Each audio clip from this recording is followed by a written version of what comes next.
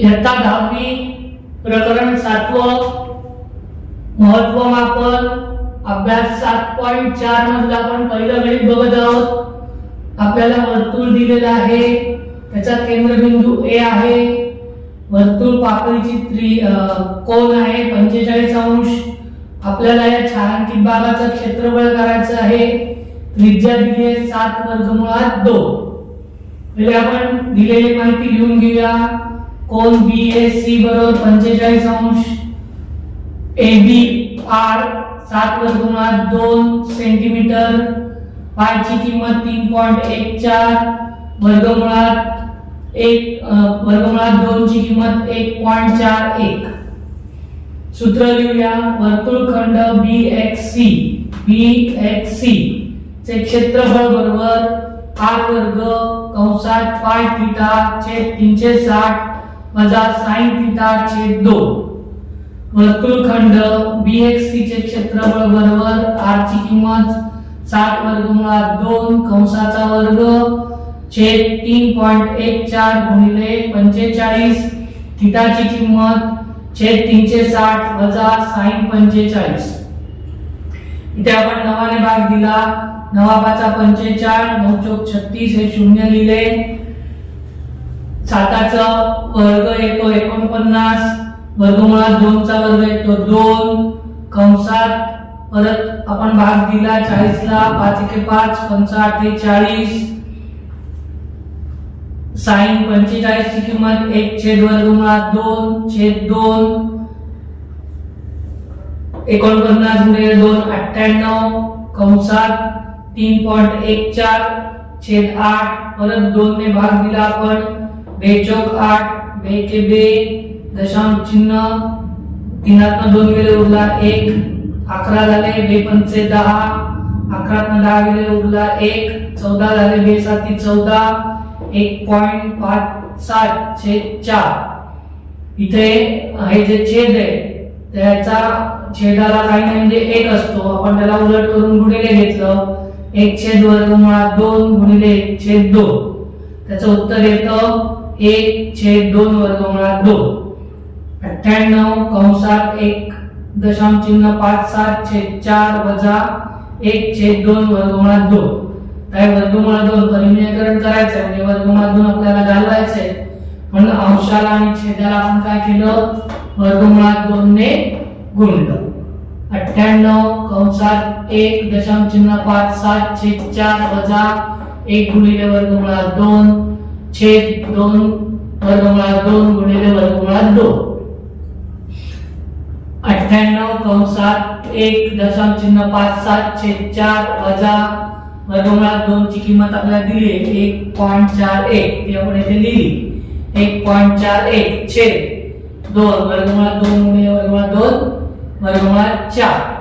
98 कंसात 1 दशांश चिन्ह 57 छेद 4 वजा 1 ने कुठले 1 ने गुणलं की उत्तर तेच येणार 1 दशांश चिन्ह 4 1 छेद 4 चं वर्गमूळ 2 2 दुणे 4। 98 कंसात 1 दशांश चिन्ह 57 वजा 1.41 छेद 4। इथे छेद समान आहेत त्यामुळे आपण काय करणार आहोत अंशांची बेरीज वजाबाकी करणार आहोत। 7 1 गेला उरला 6, 5 4 गेले उरला 1 1 1 गेलं 0, उत्तर आलं 0.16 छेद 4।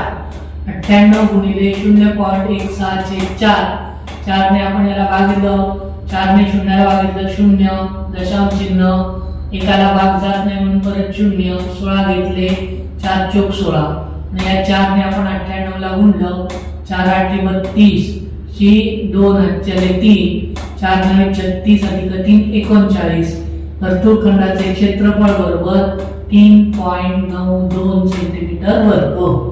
वर्तुळखंड BX चे क्षेत्रफळ बरोबर 3.92 सेंटीमीटर वर्ग हे त्याचं उत्तर।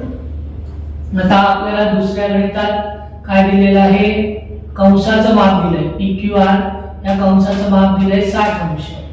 आपल्याला PO ही त्रिज्या दिली आहे 10 सेंटी। आता वर्तुळ कंसाचं माप आणि केंद्रीय कोनाचं माप हे सारखंच असतं, म्हणून भाग कोन POR बरोबर भाग कंस PQR, म्हणून भाग कोन POR बरोबर 60 अंश.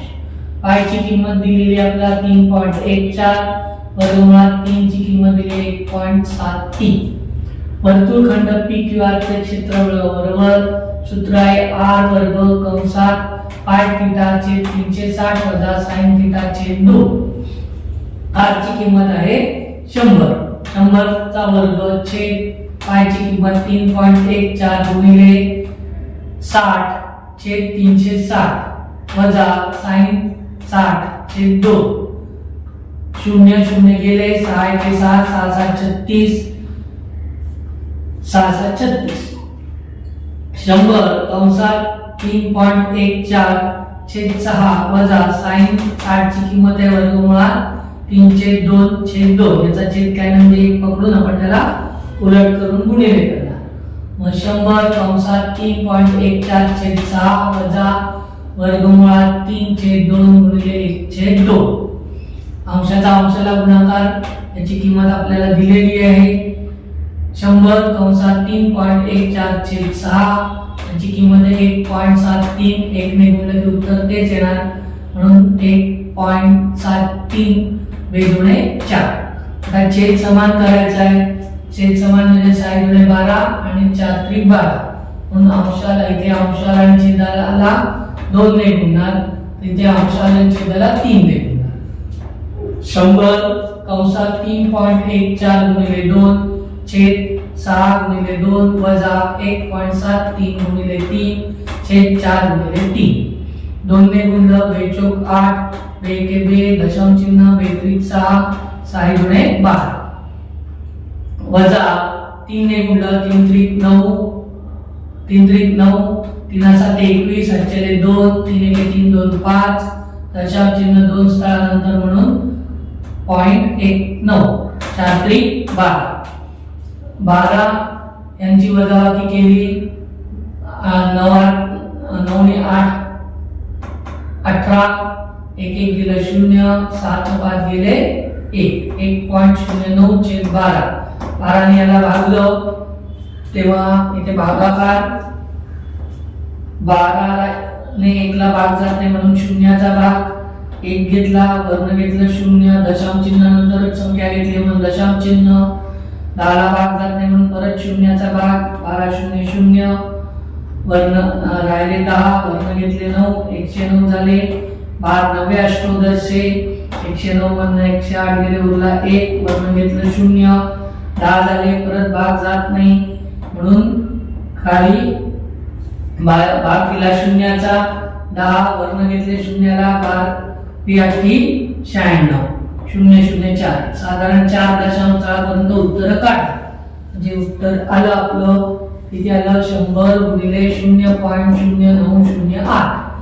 आता जेव्हा आपण गुणतो तेव्हा हे दशांश स्थळ काय होतं उजवीकडे सरकतं. आता इथे 2 शून्य आहेत म्हणून 2 दशांश स्थळ पुढे सरकणार 1 आणि 2 म्हणजे उत्तर येणार 9.008 चौरस सेमी. वर्तुळखंड PQR चे क्षेत्रफळ 9.008 चौरस सेमी. चौथा गणित बघा. आपल्याला भाग कोन POR दिलेला आहे 90 अंश. वर्तुळखंड PQR चे क्षेत्रफळ बरोबर 114 चौरस सेमी. पाय दिलाय 3.14 आणि आपल्याला याची त्रिज्या काढायची आहे. पहिले सूत्र लिहून घेऊ. वर्तुळखंड PQR चे क्षेत्रफळ बरोबर r वर्ग बरोबर पाय थीटा छेद 360 वजा sin थीटा छेद 2 कंस पूर्ण. याचा आपल्याला किंमत दिलेली 114 बरोबर r वर्ग कंसात 3.14 गुणिले थीटाची किंमत आहे 90 छेद 360 वजा sin 90 छेद 2. 0 0 गेला 9 1 9 9 चौक 36.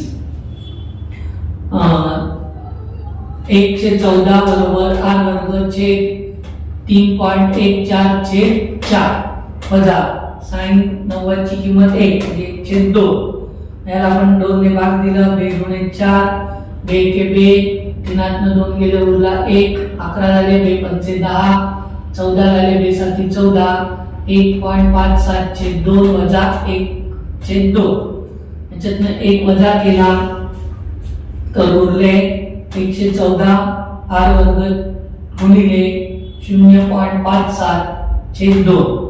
2 ने हे जे आहे ते आपण जेव्हा डाव्या बाजूला घेऊन जाऊ तेव्हा उलट करून गुणिले 114 गुणिले 2 छेद 0.57 बरोबर r वर्ग. आता इथे दशांश चिन्ह काढण्यासाठी आपण काय करणार, या 5-7च्या खाली छेद 100 घेणार, कारण का दशांश चिन्ह नंतर 2 संख्या आहे. 114 गुणिले 2 छेद 57/100. 57/100 हे उलट करून गुणिले होणार. 114 गुणिले 2 गुणिले 100/57. 57 येते 57, 57 गुणिले 114. 2 4, 4 गुणिले 100 400. r 400 बरोबर r वर्ग. दोन्ही बाजूचं वर्गमूळ काढलं म्हणून r बरोबर 20 सेमी.